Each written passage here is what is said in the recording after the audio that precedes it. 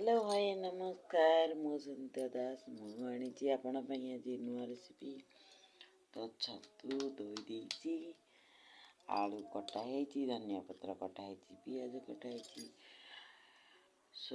शुखला लंका सोरिष रसुण अदा tomato पकई grinder कर देसी। तो आम चलतु बसैबा बेसर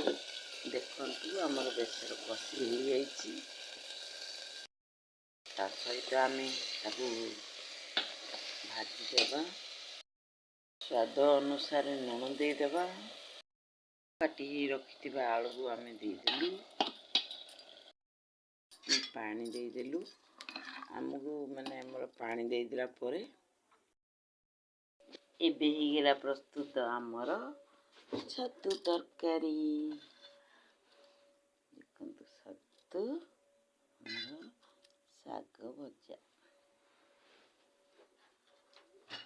बनातु खांदु।